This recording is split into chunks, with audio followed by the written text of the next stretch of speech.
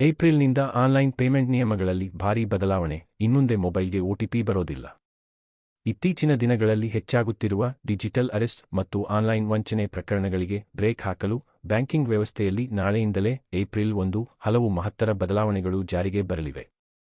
ನೀವು ಆನ್ಲೈನ್ ಮೂಲಕ ಹಣ ಪಾವತಿ ಮಾಡುವವರಾಗಿದ್ದರೆ, ನಿಮ್ಮ ಹಣದ ಸುರಕ್ಷತೆಗಾಗಿ ಜಾರಿಗೆ ಬರುತ್ತಿರುವ ಈ 8 ಹೊಸ ಕಟ್ಟುನಿಟ್ಟಿನ ನಿಯಮಗಳನ್ನು ಕಡ್ಡಾಯವಾಗಿ ತಿಳಿದುಕೊಳ್ಳಲೇಬೇಕು.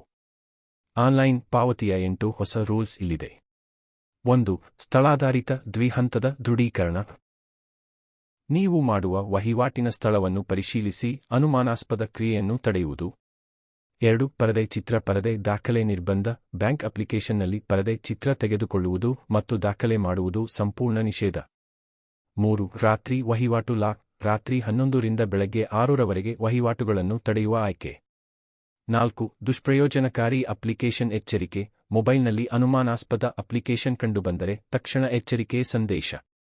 5. ಒಟಿಪಿ ವ್ಯವಸ್ಥೆ ಬದಲಾವಣೆ. ಸಂದೇಶದ ಮೂಲಕ ಬರುವ ಒಟಿಪಿ ಬದಲು ಅಪ್ಲಿಕೇಶನ್ ಒಳಗೆ ಲಭ್ಯವಾಗುವುದು. 6. ಹೆಚ್ಚುವರಿ ಭದ್ರತಾ ಪ್ರಶ್ನೆಗಳು. ಅನುಮಾನಾಸ್ಪದ ವಹಿವಾಟಿಗೆ ಹೆಚ್ಚುವರಿ ವೈಯಕ್ತಿಕ ಪ್ರಶ್ನೆಗಳ ಮೂಲಕ ದೃಢೀಕರಣ. 7. ವರ್ತನೆ ಆಧಾರಿತ ಗುರುತ. ಟೈಪಿಂಗ್ ಮತ್ತು ಬಳಕೆ ಶೈಲಿಯಿಂದ ನಿಜವಾದ ಬಳಕೆದಾರರನ್ನು ಗುರುತಿಸುವುದು. 8. ಮುಖ ಬೆರಳಚ್ಚು ಕಡ್ಡಾಯ. ದೊಡ್ಡ ಮೊತ್ತದ ವಹಿವಾಟಿಗೆ ಮುಖ ಗುರುತು ಅಥವಾ ಬೆರಳಚ್ಚು ಅಗತ್ಯ.